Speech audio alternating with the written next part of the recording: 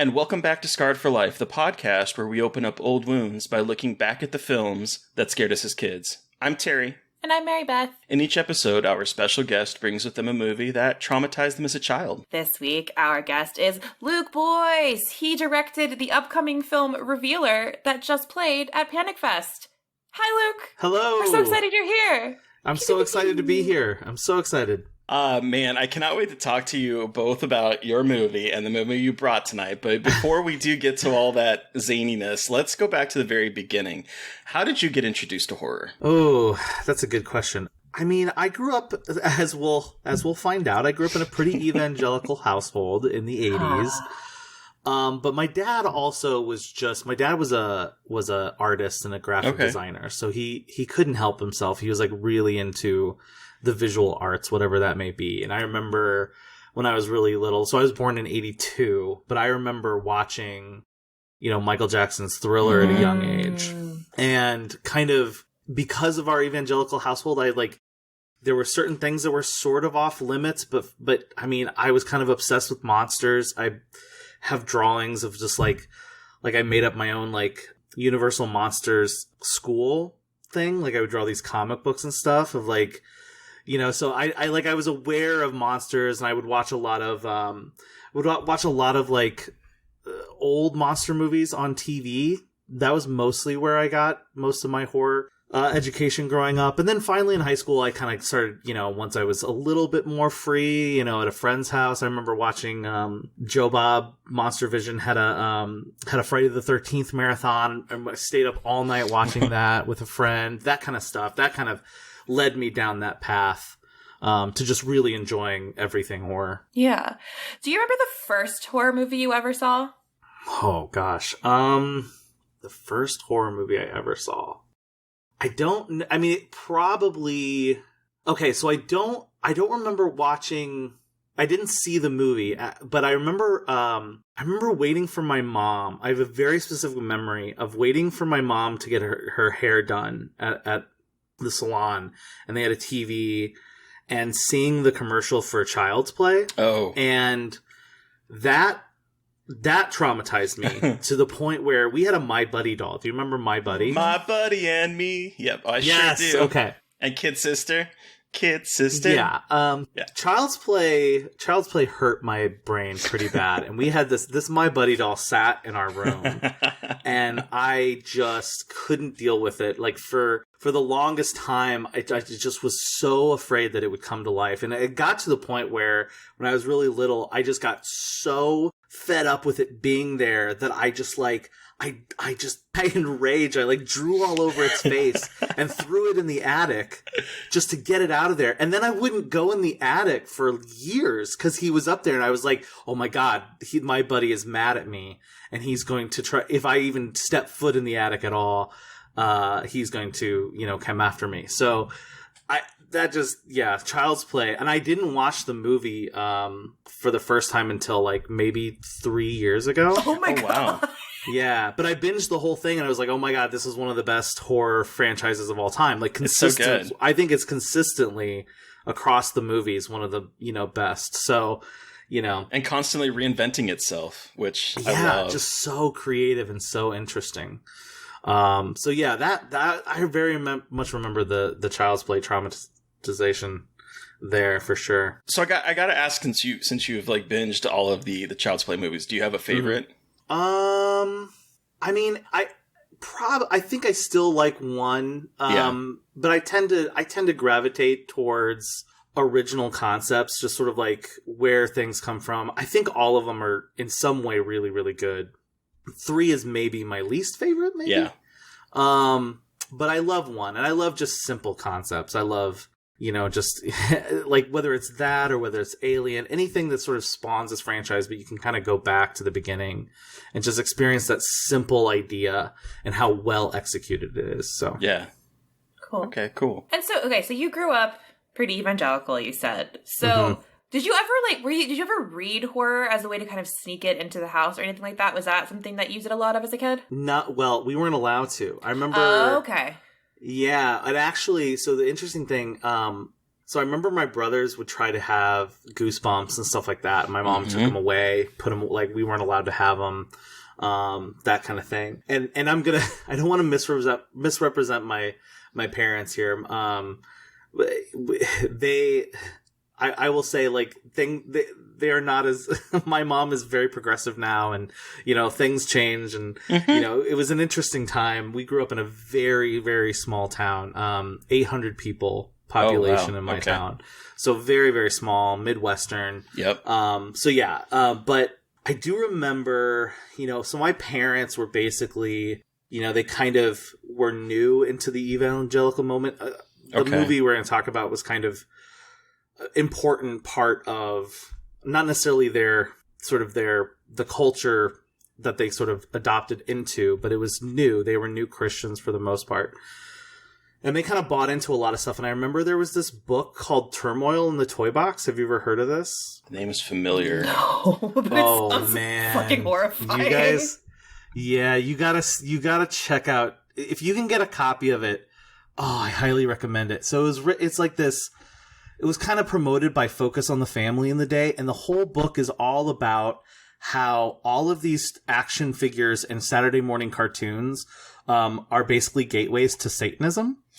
And my mom and dad had this book, and I remember looking through it, and the way that they would like they would have a picture of Yoda, and it was so scary. And I remember and they would do anything I actually, my parents, because of this book, when I was really little, they took my He-Man toys. I wasn't allowed to have He-Man as a kid. So I don't even have that nostalgic thing, because they felt like it was gonna lead me to Satanism. Holy shit, I remember this cover. I'm sure, yeah, it was pretty... I remember this cover. This cover just, brought me back to my childhood, seeing this book at, a not a Barnes & Noble, or the Walden Books or B. Dalton's.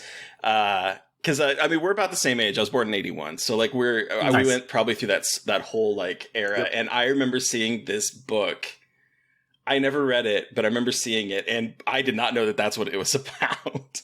Oh, a few years ago, my friends and I got a copy, and we're reading passages from it. And we just couldn't believe the stretches made in this book. But you know what? It fooled a bunch of people. Like I said, my parents... You know, they got nervous, and they I wasn't allowed to have He-Man, and they relaxed over the years. And I give my mom crap about it all the time. Wow. She hates it. She gets so embarrassed. But yeah. Wow. Yeah. Satan's Toy Box. Wow. I'm looking at the cover. It's incredible. They've got Satan's Toy Box, special edition. There's a second one as well. And as a kid, that cover was you would look at it and you go, "This looks awesome." Uh-huh. I know. And you read it, but it's I love the knockoff Yoda on this, and the He-Man, and the Barbie, and the horrendous Cabbage Patch doll in the background. Oh wow, this is beautiful. There's Castle Grayskulls in the back. Ooh, Phil Teddy Phillips. Ruxpin. You know it's good when it's by a Phil Phillips. Yeah. Hey, you can buy it used from Amazon for $12. I might do that. $12 feels steep, but it's worth it. It's worth it. Over 135,000 copies in print, the book proudly proclaims. Wow. I think there was a sequel too. I'm pretty sure there was a sequel. Wow. Yeah. So yeah, I kind of grew up. The Satanic Panic was, in my house basically. Yep. So. Well, that will be very interesting to talk about, both with the movie you picked and in the movie that you, in fact, that you made. But I'm also curious, were you easily scared as a kid? Did things get to you pretty easily? Okay. Yeah. I've always hyper empathized. My imagination runs wild. So yeah. Oh yeah. I was super scared as a kid. I remember, so many different things. Do you remember that movie Mask? With Eric Stoltz and Cher? Oh. That's an incredible... I did not think you were going to say Eric Stoltz and Cher. Right? Is that who it is? Is it? Yeah, 1985. Yeah. So I remember seeing this movie on... I need to watch it again. Oh, okay. Do you know what I'm talking about? Yep, the picture is the guy. It's about the teenager with the skull deformity. Yes, exactly. Gave me nightmares. I saw it on TV one time. Gave me nightmares for years. because the makeup was, and now, I mean, Sensitive, it's a sad story, and I haven't watched the movie, but I need to rewatch it. But I remember as a kid just seeing, like, I would see different things on television, and it would just it would just bother. Laura Dern me for was a in long it time. too. Yeah, I see that. Like I remembered it when you asked me about this podcast. That came to my mind of things that really traumatized me as a kid, and I started looking it up. I was like, man, I gotta watch this movie. It actually looks really great. I didn't know it was directed by Peter Bogdanovich, and yeah, wow. Yeah, when you said Mask, I was immediately thinking Jim Carrey, The Mask. Like that was immediately not going to Jim Carrey. The Mask. It's a great film. Do you remember that movie, The Adventures of Mark Twain? Yes. Yeah, that movie scared the living crap out of me. Will Vinton claymation movie. Oh my god! And that movie has some. Was that the one where they go to hell at one point? Yes. And it's got they're on that little weird planet, and it's like, oh god, that is. Yeah. Yep. This is looking familiar. Yeah. Yeah, that movie is nightmare fuel. Even today, that movie is nightmare fuel. Because I remember... And that was the kids' movie. Because I remember watching... I didn't watch the whole movie, but that clip... So I grew up... I was born in 93, so I grew up with more YouTube stuff. YouTube was more a thing for me when I was in high school. And this was one of the scene where they go onto the little planet was in high school, we were all watching that and be like, what the fuck is this? This is disgustingly terrifying. What the hell? I'm like, this is scarier than any horror movie I've ever seen. This is for children. Yeah. The 80s, man. Crazy. Yeah, well, we my dad was really, we watched, if it was puppets or claymation or any kind of interesting thing, we were always watching. My dad was actually... On the side, he was a ventriloquist and a magician, so he was just always really into all kinds of, just alternative types of media. And so I remember us watching that a couple times, and just every time just scared the living crap out of me. Can we pick another movie to watch, Dad? Yeah. I don't like this. Now it amazes me. It's his claymation was so cool, but it's still. I mean, there's some scenes in there that they'll get under your skin. Wow. Yeah.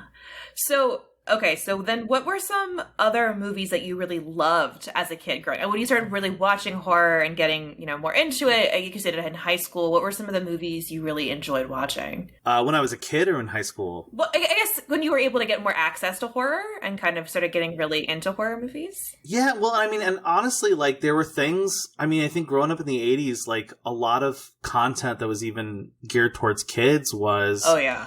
there was some scary things in it. I remember being 6 and just obsessed. It was my entire world for a year was Who Framed Roger Rabbit. Mm-hmm. And the stuff at the end of that movie even is scary. By today's standards. I can't wait for someone to come on and talk about that movie because I have traumatizing memories of seeing that movie as a kid. There are scary things in it, and I thought about talking about it, but I was but I loved it so much, even though there were parts of it that scared the crap out of me. Things like that. I was obsessed with The Last Crusade, even though I couldn't watch the end. There was always things like that. I loved a lot of those movies. I was obsessed with the Goonies as a kid and Back to the Future and a lot of those that are now cult staples I was obsessed with. Once I'm trying to think when what horror actual horror movie I was kind of first obsessed with. It's hard to say because I came into a lot of that late. I do remember really, this is kind of funny, really, really being into Hellraiser fairly early. Wow. Just because, which I don't think I could watch the whole thing, but I was so fascinated by the visuals.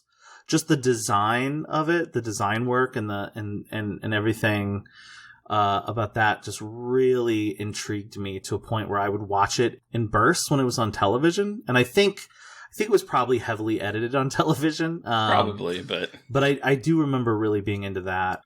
Friday the 13th, we used to always, once we would watch those all the time, and every time there was a marathon. And I watched, really my horror came from Monstervision. Joe Bob was kind of my big gateway into horror.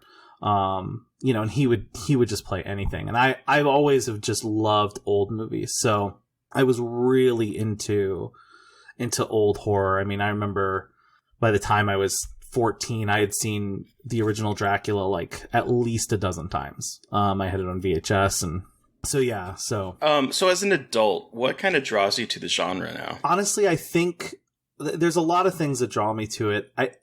The first thing is just sort of the way horror unlocks visual potential. I think is one of the best things about it. I feel like it's one of the only genres that you can kind of really stretch the cinematic arts themselves, if that makes sense. Like, how do I kind of explain this? I feel like sometimes we kind of take for granted the idea that cinema just has all this potential, all this visual potential. It's a visual medium, and that's its primary, thing. So it's like horror sometimes feels like the only thing that's unlocking that potential in a lot of ways. Like I remember I recently was watching Bram Stoker's Dracula with commentary. Ugh, the sexiest horror movie of all time. Right? Ugh, I'm just obsessed with it. I just think obsessed. I think the older it gets, the better it gets. It's just, still need to watch it. Aging like a fine. Wait, you haven't seen it? That's every time you bring it up, I mention that I haven't seen it yet. I think it literally leaves my brain every time because like it does not compute. Like it is so sexy. Anyway, sorry, it's one of my favorites. It's such a good movie. and also just visually amazing. In the commentary, Coppola kind of talks about how his goal was to create a film with essentially that felt like it was of the time that Dracula is occurring, right? So he tried to use a lot of the techniques of silent film, and I'm a huge silent film geek.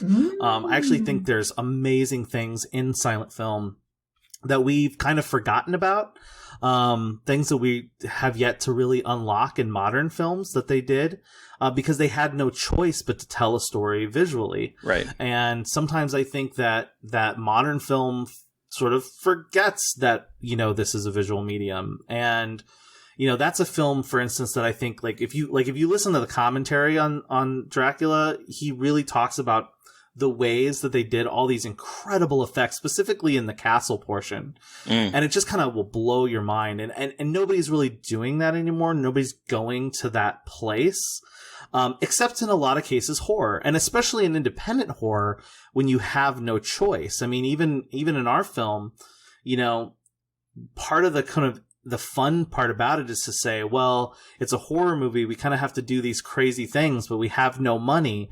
We have to get creative. And, we have to do it well. So yeah, I think that's what draws me to it. It's just what it allows you to unlock in the medium itself, the medium of cinema that a lot of other genres don't. So I know that you said that you got scared a lot as a kid.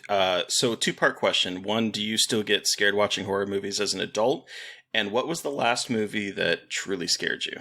Oh man, I feel like I don't get scared that much. I've really gotten desensitized. Yeah. But I kind of think like I watch horror movies now to try. I'm chasing that. I want to get scared.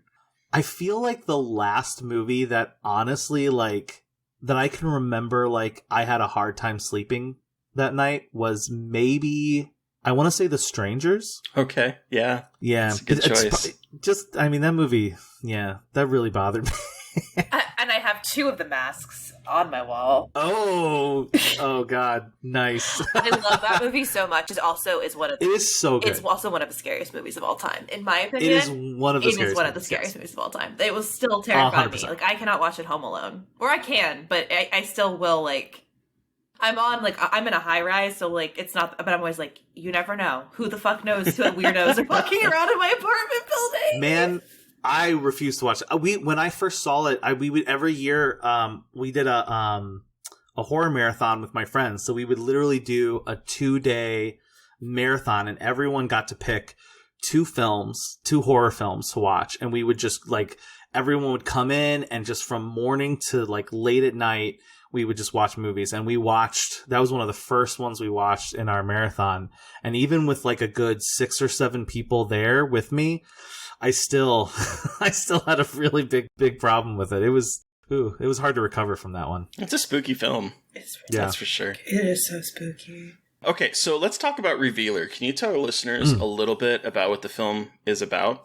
So Revealer takes place in 1987 Chicago, and it's about this stripper who's going to work, and every day she kind of has to deal with this annoying religious protester outside named Sally, who has kind of this league of this decency league trying to protest the indecency of her job. And they kind of spar a little bit, but this one particular day, the apocalypse actually happens. So it turns out that Angie, our main character, gets stuck in her peep show booth that day. And just so happens that Sally, the religious protester, has happened to sneak into the building for safety and is in the booth next to her. And so because Angie is literally stuck in the booth, she tries to convince Sally to help her get out. And they actually discover that underneath the building there were these bootlegger tunnels, which are actually is actually something in Chicago. And so they managed to rip the floorboards up and sneak into these underground tunnels, but the entire time something evil is chasing them. Hell yeah. And the actress who plays Angie, is it Kato? Kato, yeah. Kato. She won Best Actress at Panic Fest this last weekend, and it's so well deserved. She's so good in it. It's so exciting for Kato. Yeah, we were thrilled. I mean, it's incredible. I mean, and there were some amazing films and performances at Panic Fest. So, that meant a lot to us that people enjoyed her performance. And it is amazing. I can't believe it. She's so fucking funny in that movie. And I think when I first saw this movie, I was so impressed by the chemistry between Kato and, I'm so sorry, the woman who plays Sally. Shayna. Between Kato and Shayna, their chemistry is incredible. And I think, if they didn't have that chemistry, I don't think the movie would be, as believable. Believable is probably the wrong word here because it's the apocalypse. But, their chemistry makes it so... It really sells the movie to me. And I'm it was really cool to see how the two of them work so well together. Yeah, and I didn't know when I cast them, I didn't know they knew each other. Until they got on set. Yeah, and it turns out that they were, and they weren't super good friends at the time. They had worked together on a few things and they were friends, but they actually got really close on the set. And, cool. It was we filmed really early in the pandemic. I think we wrote it in May 2020. And it was, so we were still in quarantine when we wrote this thing, and we knew we'd still be in quarantine when we made it.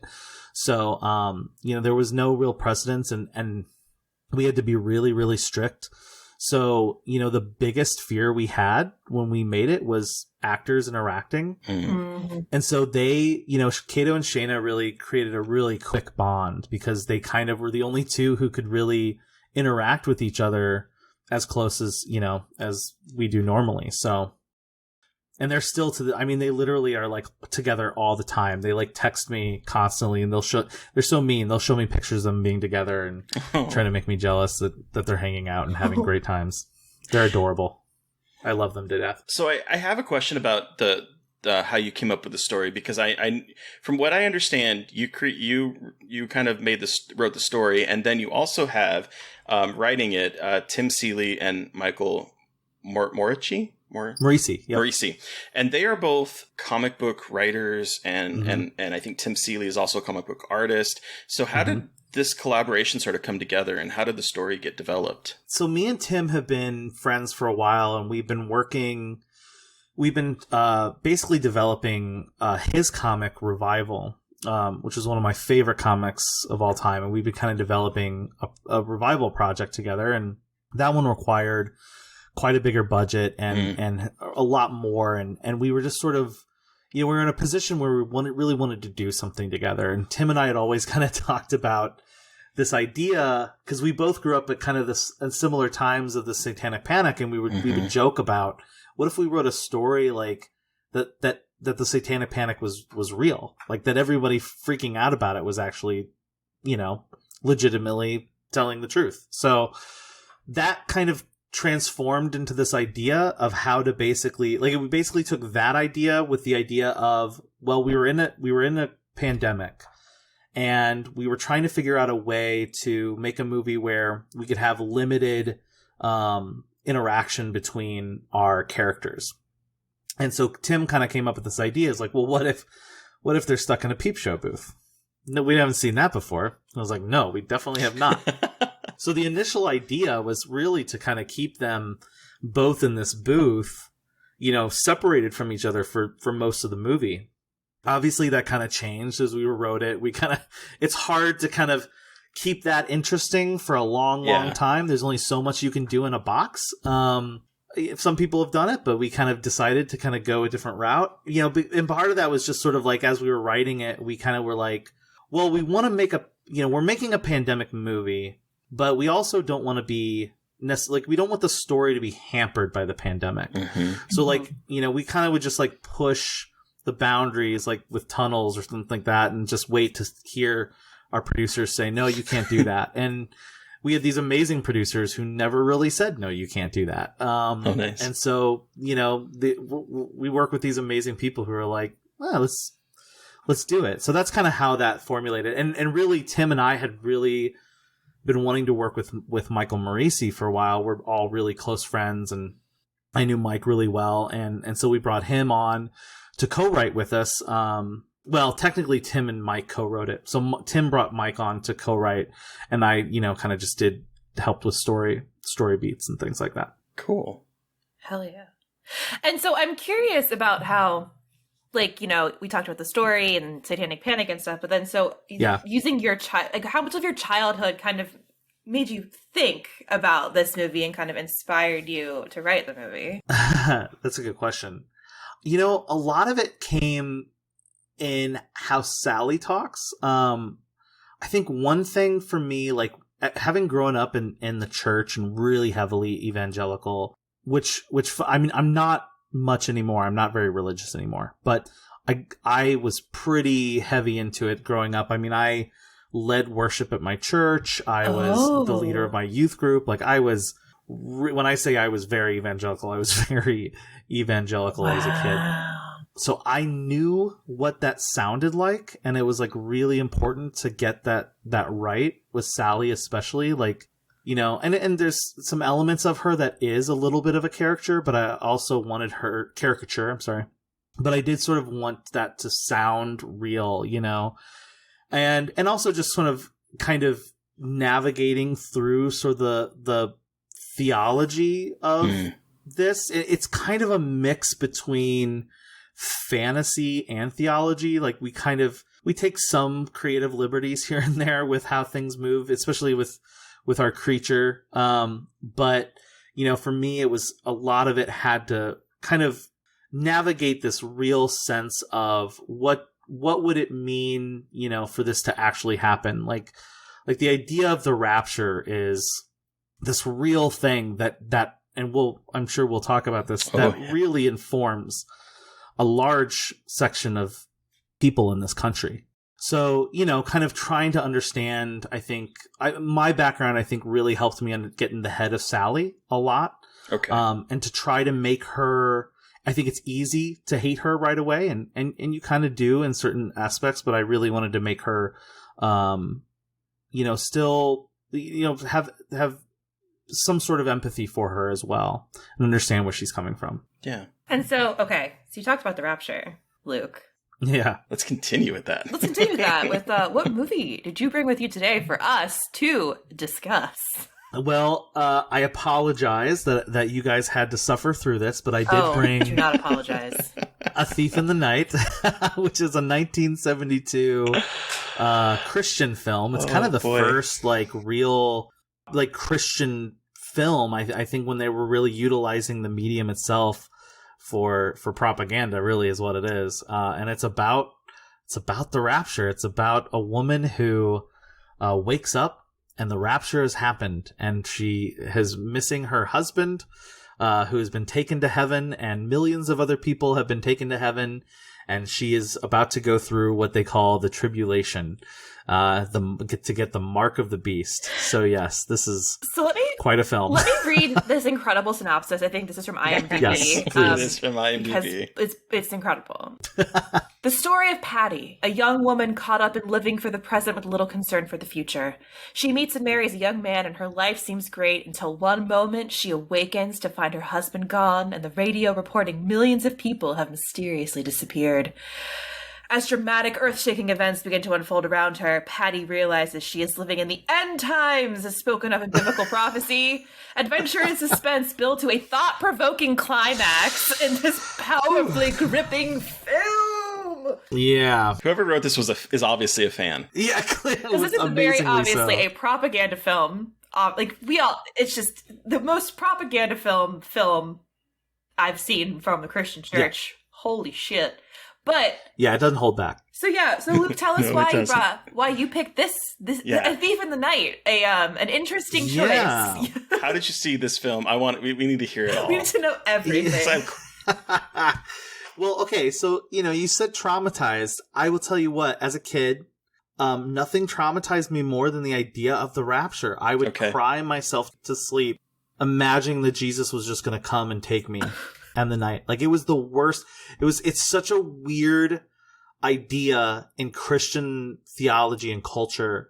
This idea that, like, especially that they tell kids that this is a good thing, because I literally, and then you would imagine that you don't want to be taken away from the things that you know and understand, but then to be told that that's a good thing, and to be told that you then have to feel guilty for feeling that way. I mean,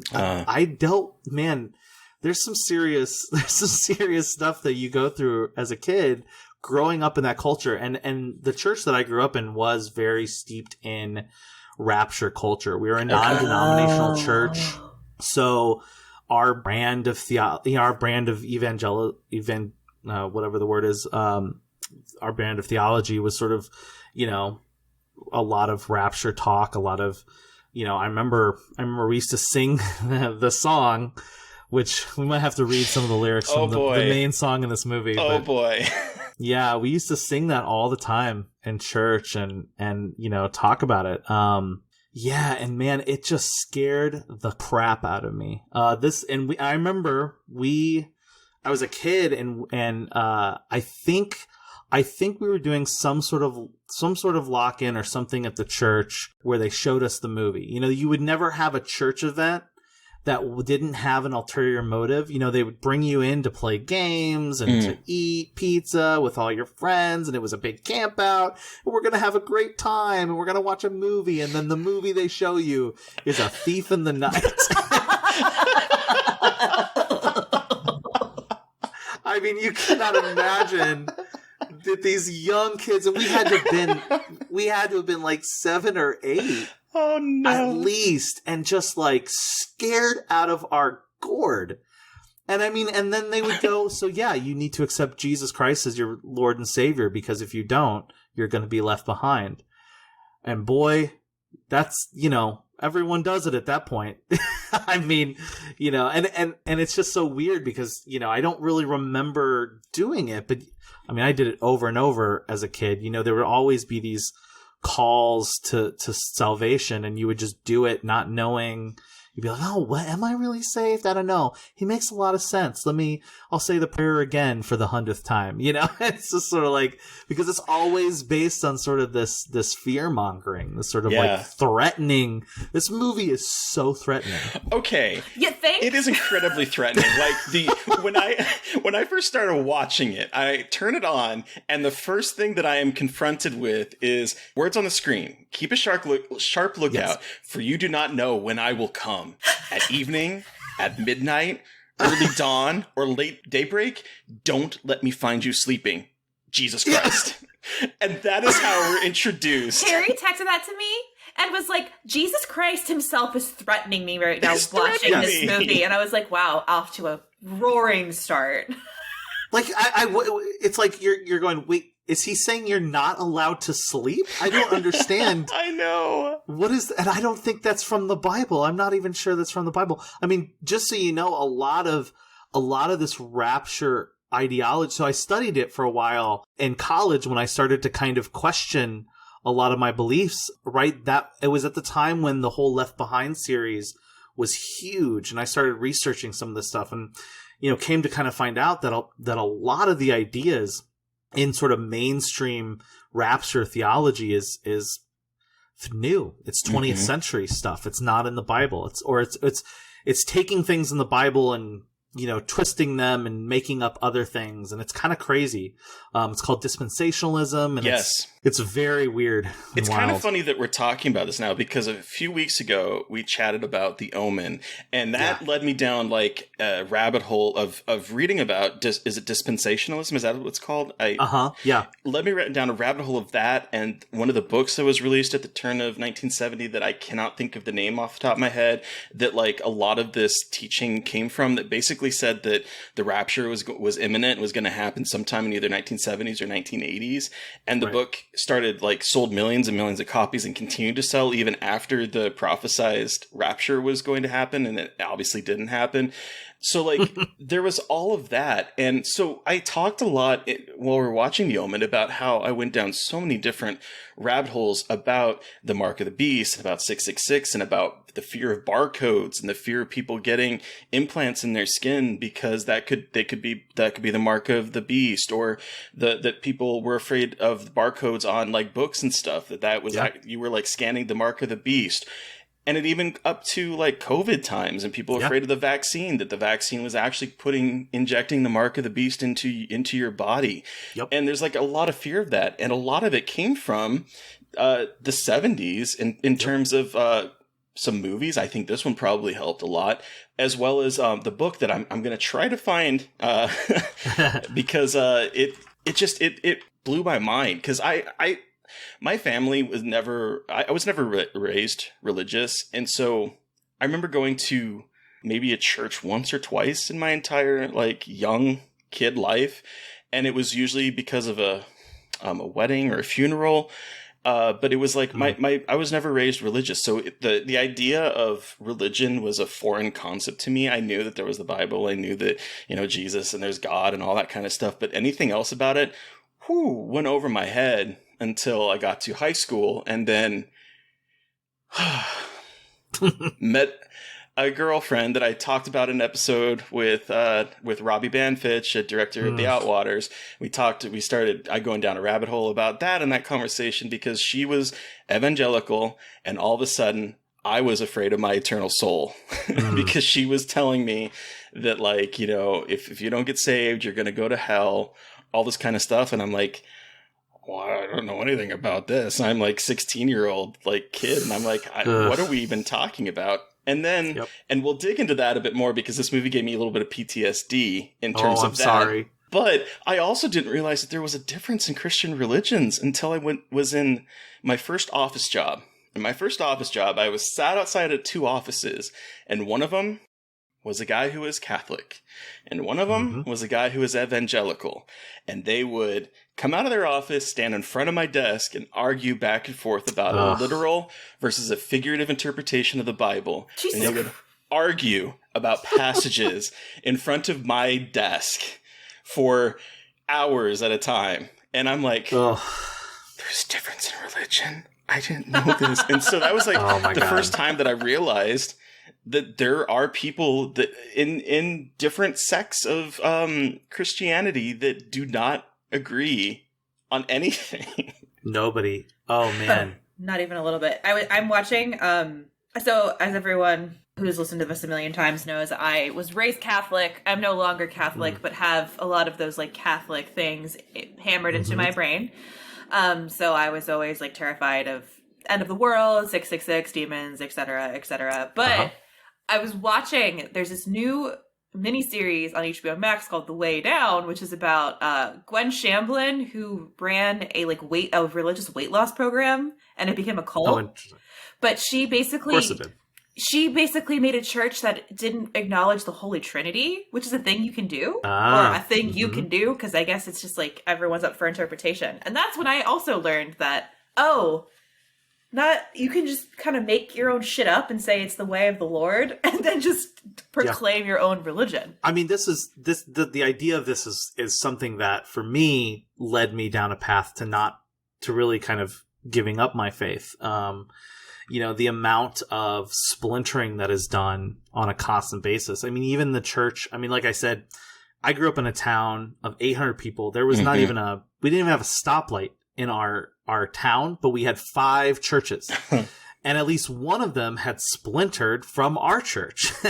And even in our church, we had splinters. We literally there was always infighting, and there was fighting of people who were like, I think that we should be, singing classic hymns, and then another sect of people saying, no, we need to modernize it. We need to be singing modern worship songs. I mean, it felt like there's always fighting because people within this religious viewpoint are the most important thing is who is the most right? Right. Mm-hmm. But, I kind of realized that, we build our worldviews over our experiences, and our experiences of the world, our experiences of people.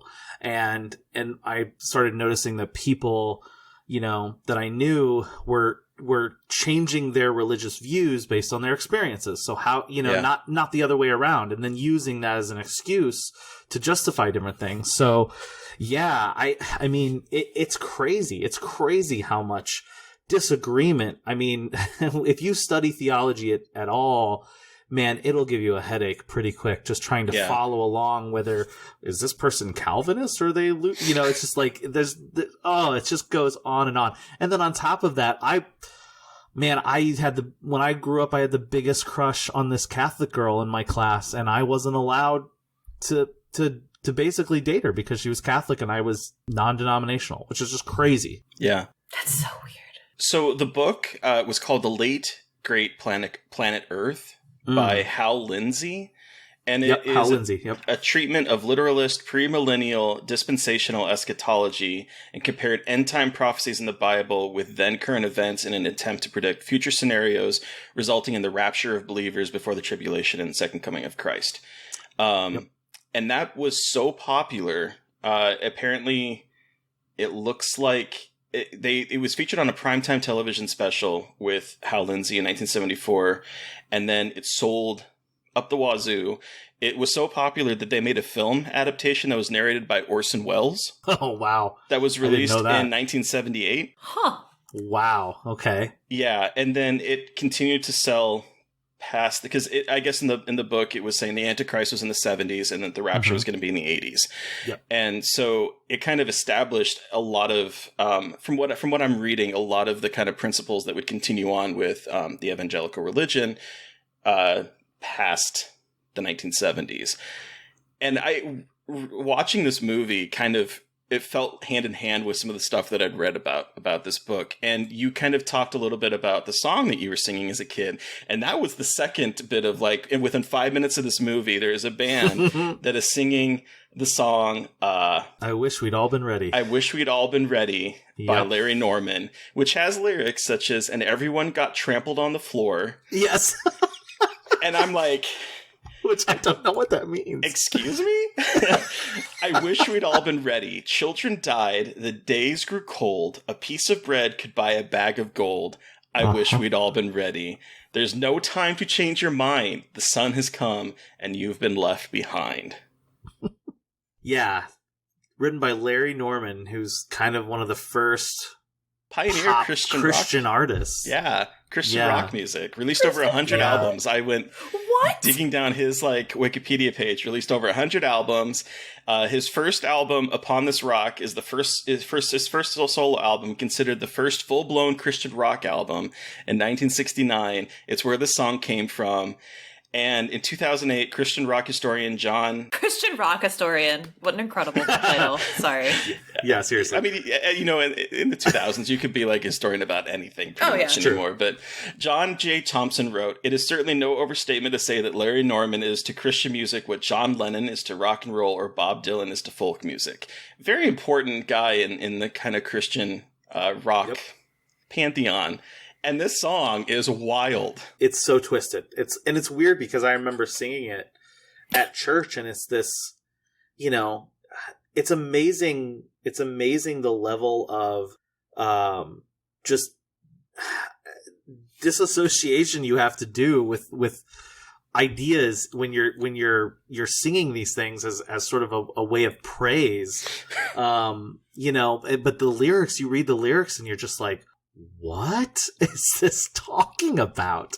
It's twisted and scary. It's funny too. Like in the movie, the people that sing it are like so dour and awful when they're singing it too. It's like scary. It's so threatening. Well, even before they start singing, they start with like, any minute, any second could be your last chance you could give yourself to Jesus. This is no joke. This is not a fairy tale. It will happen just as sure as you are here right now. And then they launch into this song, and it's like, this is your introduction to the movie. After, of course, we get in media res with Patty, our heroine, who wakes up to find that her husband is gone and his razor is going bzzz in the bathroom. She walks in and we get this amazing camera zoom to her face that just sort of like whoomp up to her face, and then the scream as she realizes she's been left behind. The editing in this movie is absolutely fucking incredible, because at one point a man is bitten by a cobra. And he's starting to scream, and then the ambulance. I'm like, okay, look, I know this is a propaganda film, but this editing is incredible. Like chef's kiss editing. He's bitten by a cobra, and then smash cut to the ambulance. It's so good. Yeah. It's so good. There's so many moments like that, and you're just like, what? And you're what's the one with the there's like a cricket or a bug or something? I'm trying to remember. Am I thinking of the right thing where they like hit? Is it the helicopter and it becomes like a cricket on a door or something like that? Yes. The helicopter. Yes. Well, even so, like what I love is after this song, we're introduced to our three female leads who represent different trains of thought. You have Diane, the secular thinker, who's like, I thought that was a whole bunch of bull. You have Patty, the and I'm using quotation marks here, the fake Christian, because she hasn't been saved. And she's like, I'm a Christian. Well, not like the band leader was a Christian. I go to church. I follow the 10 Commandments. I read the Bible once in a while. What else is there? And then you have Jenny, the questioning, do I need to be saved? And then she ultimately, becomes saved. But you have like these three ideals, and those are the people that we follow through the rest of the movie. But there is a moment where Jenny goes back to the band and is talking to them, and she accepts Christ into her heart. Oh my God. And this woman who is like an automaton is like saying, yes, Jenny, all you need to do is give up your life to God. So scary. It's so great. You will know true love at this point. And she says, if I had wings, I could fly. And she's like, but you don't need wings now, Jenny. And the editing again cuts to her friends who are not being saved, flying off in a metal object in the sky, as if we're like saying, shame on them for trying to fly and spite God, because now you, with God in you, can fly, and they have to use a machine. Like that, the editing is so perfect in this movie. I feel like they got someone who knew what they were doing and were like, well, I guess I'm just gonna have to do what I can here. Again, in my mind, and like my perfect little image of what this is, it was some poor dude who was like, I just need the money, so I'm just gonna fuck around and find out. I would really like to know more about the actors and the production of this movie. And I mean, we know it was shot in Des Moines, Iowa, right? It was shot in Des Moines, Iowa. I know a special thanks and the credit go out to Century 21 Incorporated, which I was trying to figure out where that shows up in the movie. But I honestly, at like that point, you're sort of like, wait, is Jenny the main character? Is it Jenny? Yeah. I couldn't quite. Let me say one thing about this movie. it's very hard to follow. Yes. Thank you for saying that, because I was like, this is only an hour and 8 minutes long, and all of these women look almost identical, and I do not fucking remember who is who and who has been saved by Jesus and who is... I took copious notes. I was like... God bless you. Oh, man. It requires precision attention, because the timelines to figure out where around things are. And everyone's like a blonde woman in the same outfit, and I'm just like, huh? Yep. So it is hard to follow. I love that a lot of the tension in this film is almost of a like, when is the rapture gonna happen? So there's like all these like moments of like, it's true. I was sitting here going, okay, so this movie is very short. We're like 30 minutes into it. This movie is just over an hour. And I was like, okay, so we have the snake, the guy that is getting a blood transfusion because he was bitten by a snake. And I'm like, is it going to happen now? Is this when things are going to happen? And it's like, look what could happen. And the doctor is like gone and he's like dying. Like, this is what I'm thinking. Like, when is it going to happen? There's all these little moments where it's like something dramatic is happening. I'm like, oh, is it going to happen now? Is it going to happen now? And then it happens in the most like inobtrusive like manner. It's just like, it just sort of happens. But I just, a lot of the tension is that waiting for, when are they gonna all disappear? Well, so the guy, okay, so there's Jim, right? And Jim gets bitten. So let's back up for a second, because like this really interesting thing that where Jim, my favorite line in the movie is the one where they go, who is it that says it? But is it maybe Patty? But she says something like, oh, he doesn't work at the zoo. He works in the zoo. It's like, what? What does that mean? I don't understand. I mean, because he's a vet, right? And then Jerry is a doctor, and I don't even know if he's a doctor. He works. It's so hard to know. It's so hard to know. But like, oh, he's a pre-med student. I did take that note. And the comment is like, we got us both a couple of doctors. Yes. So so Jim is a friend, and he's working at the zoo, I guess. In the zoo.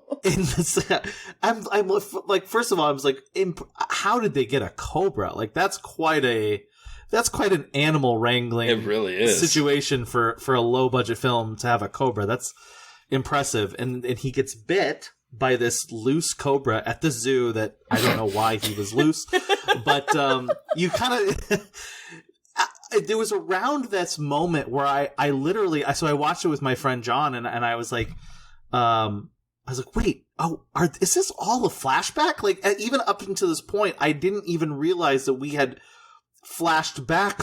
Like, the timeline is just so weird that you can't quite follow it exactly. So. And then you sort of figure out, okay, I see what's happening. And then Jenny, the new Christian, prays for him. Mm-hmm. And you almost think that, like, is Jenny the protagonist of this film?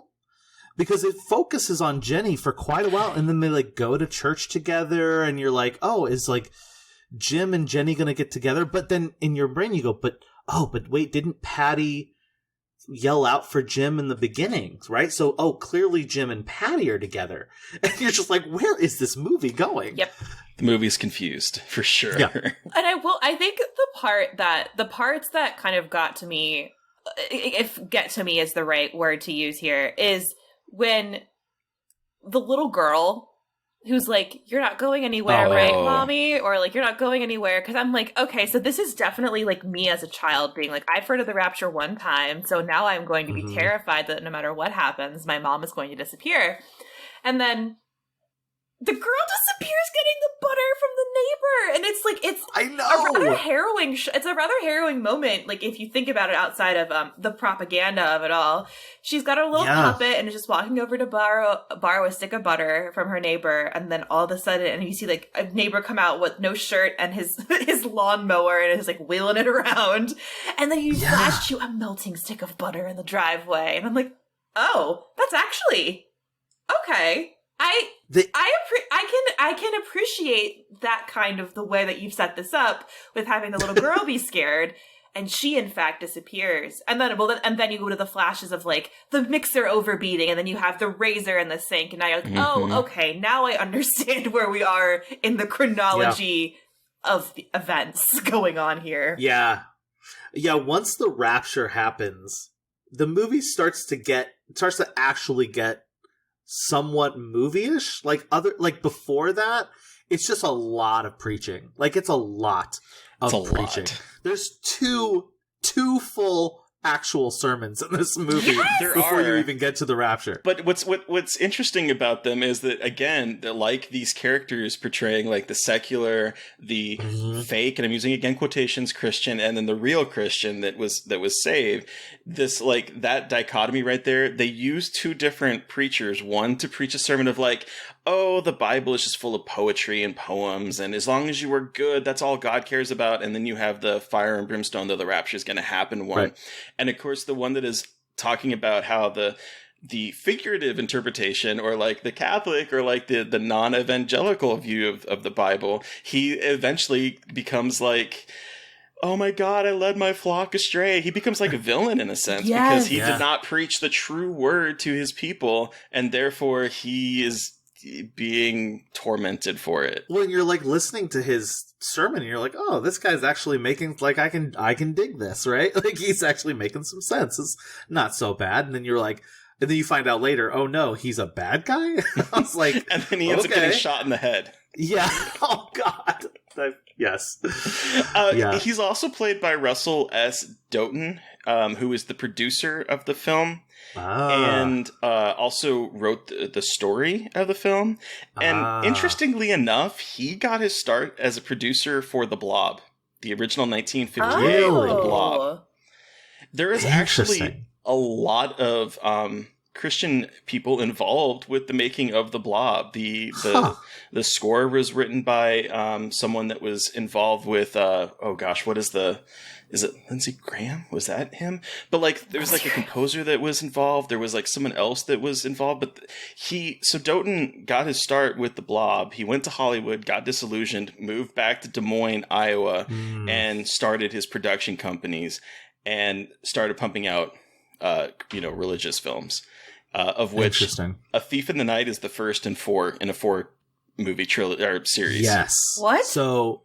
Yeah, so, and apparently, I mean, really, by the time you get to the 4th movie in this series, there's, like, mutants. Mutants? Yeah. It's like, on the one hand, I'm like, I don't know if I can take any more of this, but on the other hand, I really want to see the mutants. I was watching this with my roommate, and we were, like, both, like, just sitting here, like, going, what are we watching? And then after she's like, did you know there's 3 more movies? I'm like, yeah. And she's like, I kind of want to watch them. Yeah, we watched the trailers, and it's interesting because as they go, you can tell that they become more movie-ish. And when I say movie-ish, I for the listeners out there, this movie is people trying. It feels like someone trying to figure out how to make a movie. It's very weird and not polished in any way, shape, or form. So yeah, you can kind of tell that the quality slightly improves as they go along. Not that it makes it any more watchable, I don't think, but yeah. But I love that there are 3 enemies in this. So you have like the fake minister, right? And then you also have the United Nations. Yes. Oh my God. The United Nations. Who make United Nations Imperium of Total Emergency, who want to start IDing people with binary code that, of course, is the number 666, the mark of the beast. And I was like, wow. So do we hate the UN? Is like that? I was like, why? What is going on here? No, I remember as a kid, I mean, the UN was really, I mean, they were an enemy. There was, they were the enemy. Wow. There was this, they were the, so like growing up in evangelical culture, people are constantly looking for signs of the end times. Yeah. Oh, this means we're in the end times. Oh, this means we're in the end times. And the UN was a big one. It was this sort of, one world order type idea. Oh, and I think, there is a straight line from this movie and the impact that this movie had, because it was very successful in terms of what it set out to do. Mm-hmm. But there's a straight line from this movie to where we are now in a lot of political discourse and some things that, we're dealing with is just sort of this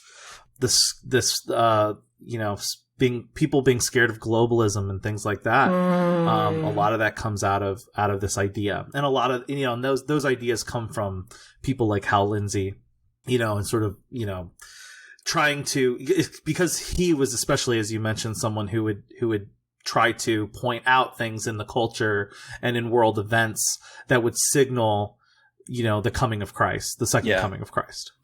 Well, I will say that I was watching this now because, again, this was the first time I'd ever heard of this movie. It's the first time I've ever obviously seen this movie. No, it was quite a watch. But what kind of was the most chilling aspect of it was seeing some of the language that's used in it that is used now in terms of like people being anti-vax. So like you have because the whole idea is once the United Nations gets involved and create Unite, and they're going to ID everyone. Again, this goes back to the mark of the beast and that kind of thing that they're marking people for that. But the language of what's going on, there's an old man that comes into the ID facility and is like, I'm not afraid of being a good citizen. And he gets tattooed with the mark of the beast. And so the implication here that like good citizen means that you are following in with this group that is going to lead to your downfall. There is the reports where the guy that works at the UN is shouting, report today to your local Unite Identification Center and show yourself a true citizen. That kind of language, in terms, if you were to just say like, instead of Unite Identification Center, say like, go to your vaccination place and get yourself a vaccine. The Imperium in no way wants to impinge on the rights of citizens of the world. It's just simple necessity that each of us identify with Unite and fully support its progress and strategy. Again, you put vaccine in there in COVID talks. It makes sense. Those who refuse to ID are working against the goals of the purposes of the Imperium. Those who don't have the mark of Unite will be arrested. You have that, and you have like this fear of people not getting the injected, that they're going to be forced to take this that kind of aspect. And you can see sort of like the rationalization and the circuitous thought that kind of, I feel, is why a lot of people were anti-COVID and anti-barcodes and everything that kind of like that. But it also reminded me of Nazi imagery too, because you have these people having to get marked, obviously with this tattoo that's permanent, and it has to be either on your hand or on your forehead. And then at one point there's a woman who has a red armband walking through a prison. And so there's like this very much, and I obviously like with like the 666 stuff goes hand in hand with that kind of Nazi imagery. But I was like, wait, so we're calling the UN Nazis now, and like we are not kind of mincing any words here about like who is the bad guy and who is like an evil dick. It was just very, very shocking to see them go for that big of a stretch. I think the armband really solidified it, because with the tattoo, I was like, okay. But then the armband, I thought, okay, what in the fuck are we doing here? But can I just say that I kept going like, why is the forehead an option? Like what? I know. Like it's like forehead or hand, and she's like, is it permanent? I was like, why was that even? What? Like, why would you choose your forehead? There's like an old guy who goes, "Oh, I'm a good citizen. I'll do it on my forehead." I'm just like, why? Why is that even an option? The back of the hand or the forehead are not the only options you have here. I guess so it's obvious. Oh, and I absolutely love like the very quick zoom where it's like she escapes, and then it's revealed that one of the women and her husband are now have marked with the beast, and he like has a walkie-talkie, and he's like coming to get her. And they zoom in on the mark on his hand. I was like, that was the best part of the movie, because it's so Diane and Jerry. It is her friend. Exactly. And they turn on her. It's so and it's like, oh, no, you bitch. Like also his character cracked me up the whole time with his like his weird facial hair and voice. Like his whole character, I was like, I know that you're supposed to, you are already coded as a bad guy. Oh, like, sir, you are way too old to be like hitting on these young girls. Like, sir. Yes. But I kept wondering like why. Like what? Okay, so like you have to have the mark of the beast to like get groceries or anything like that, and like she's kind of resisting, and I'm thinking, why resist now? You've had to get a driver's license. You're a citizen of America. Like what? All of a sudden, like someone telling you to be a citizen to do one other license is the issue here, and on top of that, like what's or else what? Like why are you like it? Like it made me badly want to research what some of the rapture mentality is of like, is there like a second chance that you're gonna get? Like, why are we resisting all of a sudden? Like, aren't you already screwed? Like, it's very unclear about why we are resisting at all. Yeah, because like if it's the rapture already happened, then everyone's already kind of like, you're the ones left over. Yeah, you lost your chance. You're left over, so like you don't really need to mark. Yeah, I was like, what's the mythology? What's the lore here? What are the rules here? What are the rules of the rapture? Please explain to me the exact rules of why we have to be tattooed if we're the ones that lived through the rapture. Yeah, well, and I will tell you, I remember, I remember that when I first started dating my wife, and she wasn't religious, and so, you know, I was still pretty evangelical, and so there was a big deal about her coming and sort of learning all this stuff. And so when we were in I met my wife in high school, and she would come to church, she'd come to youth group with me. Oh, wait, that's so cool of her. It was cool of her. I feel bad now that she had to go through such a terrible thing, but we came out okay. You know, I remember Left Behind was really big, and she started reading it, and she started kind of researching. I think she just sort of got into the mythology, if you will, of the rapture theology. And there's like these timelines of everything that's going to happen, like these different eras of the rapture. You have pre-tribulation and then tribulation, and then also, like, if you look at this stuff, it's extremely confusing. Mm-hmm. And all the stuff that's like supposed to happen after the rapture is nuts. I mean, and it goes deep.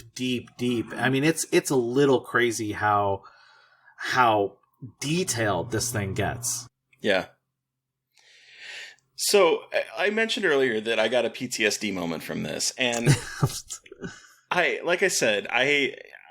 when I was closeted in high school, I had a girlfriend for a very brief amount of time.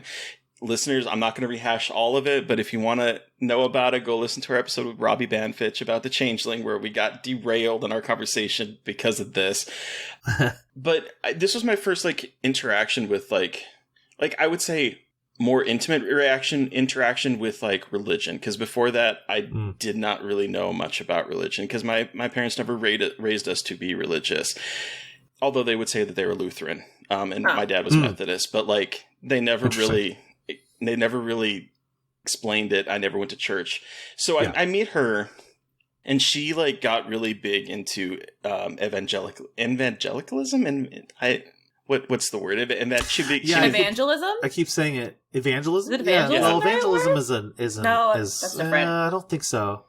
Yeah. Never mind. Well, she got very big into evangelicalism. That. Yeah, she got real big into that with her whole family, and the language. So she became very convinced that she had to save my soul, and the language that was used in this movie just brought me back to conversations that we would have where she would say, it could happen at any moment. You need to give yourself to God, because it literally could happen right now, and you're going to go to hell. And she's like, and I don't want you to go to hell because I care about you. Yep. Wow, thanks so much. And then the track would turn, and again, this is a line from the movie where someone tells, I can't remember, I think it might be Jenny, you have everything to gain and absolutely nothing to lose. And that was another thing that she would say. She's like, okay, but she would try to, use logic. Okay, so if you give yourself up to God and it's true, then you're going to go to heaven.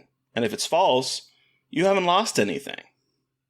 And so there was that kind of conversation that was trying to dig into the more logical aspect, because I was very skeptical and was like, this doesn't make any sense to me. Right. And then there was also the disconnect where she would talk about how you're going to get punished and all this kind of stuff. And I'm like, but everyone talks about how God is love. And again, clueless on this. And I'm like, so if God is love, then why is this going to happen? And she's like, well, God punishes sin. And that became this whole kind of thing for me, because again, deeply closeted, and one of the things was that gay people were going to go to hell. And I had a friend who had just recently come out, and so I started to think, instead of thinking about myself, would think about him and be like, okay, well, if he's going to go to hell and he doesn't know, then oh my gosh, should he be saved? And really I was talking about myself, but I was like kind of trying to isolate that because I didn't want to think of myself as gay at the time. And so I was like putting it off on someone else, like saying he needs to be saved because, like she said, what if it is real? And so it was like this whole like thing where it was like this trauma in me of like, wow, I don't believe any of this, but also I don't want to burn in hell. Yeah. And also like, I'm gay, and what does that mean? Because like some people would say, you know, love the sinner, hate the sin, but some people would say no, if you're gay, you can like get out of it. And that became like this whole other thing that was like really confusing to me as I was trying to figure out my own sexuality. And also I had this girlfriend who was trying to convince me that I needed to be saved in it. So watching this movie and seeing all the kind of like circular logic that was happening in this film and the conversations that were happening just brought me back to that time with my girlfriend. Oh man. I know all of that so well. In fact, I remember, I think when I was in high school, I think the first real big crack in my faith journey was, we had this, the leaders in our youth group had a field trip. Mm-hmm. We were taken to this big conference, and it was an evangelical conference. And the whole point was, it was basically teaching, we were in high school at the moment, kids how to save people. Yeah. That was it. It was like a 3 or 4 day thing. And I remember we did all these things. We would go into the inner cities of Chicago and go up to people on the street and try to save them on the street.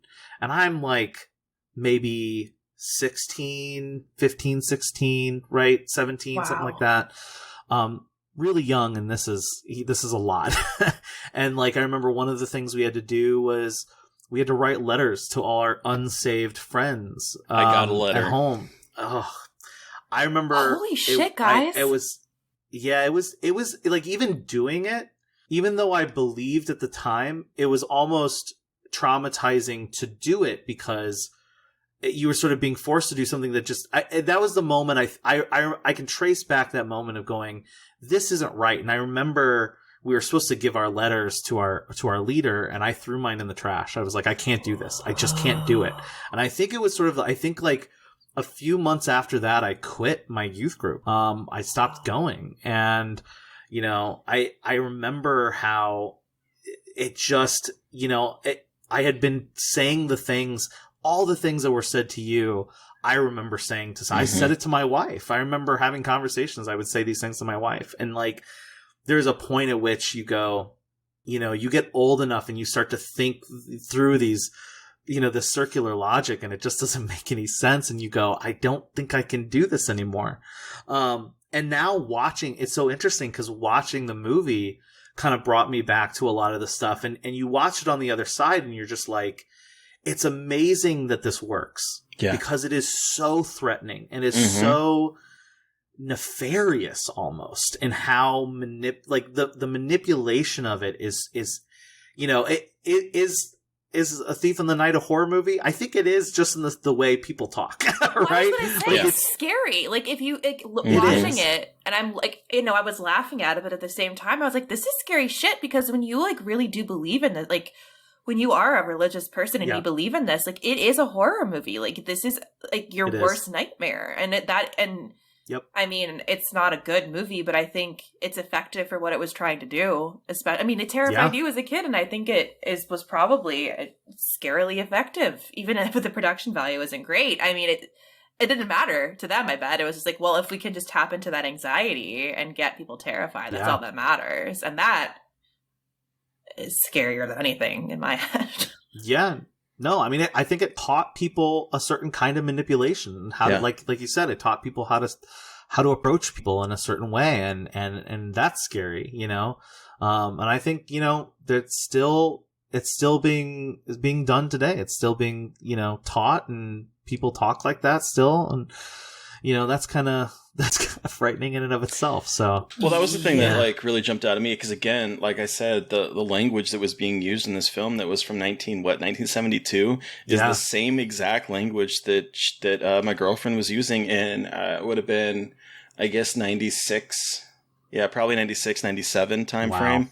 Yep. Is the same, literally, like, lines like I was writing is like, I remember her almost, she could have been reciting this movie to me, and I would not be surprised. Like, how on the nose a lot of the conversation was. And I'm just like, this is, it kind of like gave me like goosebumps as I was listening to it. Cause I had, as I mentioned when we talked to Robbie, a lot of this I had kind of, I don't know, blocked away, like it was like in subconscious. And then when we started talking, and the reason we talked about it then is because she introduced me to the Changeling. Her family introduced me to the Changeling. And then that like started to, it really is. But like that led me down talking about that movie and watching it again for the first time since probably around that time was like bringing back all his memories. And then watching this was like, oh shit, she used to say the same shit to me. And it was like just this wild, like, sense of deja vu happening. It's just wow, this movie. Well, I apologize for triggering. I really Scarred for life, living up to its name. Yes. Well, do we want to wrap up and give this our rating out of 5? Yes. So before we do, though, now that you've rewatched this as an adult, this movie's still scary to you? It is still scary to me, for different reasons. It's scary, like we talked about. I think it's scary because it's as I was watching it, I kept thinking, I'm sad that people do this, right? Like, it's like the idea of having certain characters in the film feeling compelled to, you know, essentially convince someone by using these fear tactics, and that's all that is, just fear tactics. It makes me sad. It makes me sad, you know, because even the people that are doing it, I mean, I remember being they're doing it from a place of love, right? Mm-hmm. They're doing it, you know, even your girlfriend at the time, you know, you can't deny that she was actually concerned. Yeah. But it's the brainwashing of how you get to that point, how you get to that concern, which I think just really, you know, it makes me sad. It makes me sad that that's a part of culture, that's a part of that whole thing. When, listen, I think that something could be said about certain elements of religion that are good, you know, the parts of the Bible that say we, you know, like Jesus says 1,000 times, we should be taking care of the poor, and we should be taking care of, you know, widows and orphans, and, you know, on and on. Like, those are kind of the important parts, but there's a culture that focuses on this manipulation, and sort of seeing that manifest in this movie to a paranoid degree and such a nefarious degree. I think, like I said, it's scary, very scary still, I think. Yeah, holy shit. Whew, sorry. Yeah, no, don't mean to be such a downer. No, it's true though. Terry, you get the fun task of being the first one to rate this movie. How many marks of the beast out of 5 do you give A Thief in the Night? I feel like I need to give it 666, but no. I mean, okay, let's be honest. It's not a very good movie. Like, no. as we've said, even if you were to strip the religious connotations out of it, it's just not a very well made movie. It doesn't make the pacing of it doesn't make any sense. The in media res, and I was like, for a moment there, I was like, I really thought that we were following people after the rapture already happened. I'm like, why are they singing about the rapture? It already just happened in the opening scene. And then that's like the kind of wraparound bit where we're back to there and she wakes up and it's a dream, but then it's not a dream. I'm just like, this movie is confused. There's a lot of confusion going on here. Totally. I did think it was, for what it was trying to do, it was incredibly effective. And like I said, it gave me chills with some of the dialogue that it gets repeated in real life. But honestly, it's not a good movie, and I'm just gonna have to give it 1 marks out of the beast out of 5 for me. But what about you, Mary Beth? Yeah, I'm waffling here because I'm like, what do I judge this movie on? Because it's like, okay, obviously not well made, like insane, not like it's ridiculous. But then, and it's also like insane propaganda, and you're like, this is incredibly ridiculous. But then at the other hand, I'm like, what a fascinatingly horrifying cultural object to have, and like evidence of Christian, whatever we're called, I don't even fucking know, because it's like whatever Christian something ideologies and how it's being fed to people and how it is terrifying and how that rhetoric went on for, and you, like you were saying, Terry, with COVID, like that kind of rhetoric is still kind of going on. Like even though this was made in the 70s, like, this is not necessarily old news or, like, kind of old-fashioned way of thinking. Yeah. And, like, I don't know. I'm gonna be really generous here and give it 2, which I know sounds crazy, but I think it's a fascinating cultural object and, like, a weird thing that exists that I think is weirdly important to kind of look at how movies are used and what horror movies can look like in a different kind of context. Like, I was actually, you brought this, Luke, and I was like, this is such a weird choice, but I'm so excited to talk about it. And I'm glad we did. Like, I don't know. I just think it's a really cool way of looking at fear in a much different perspective.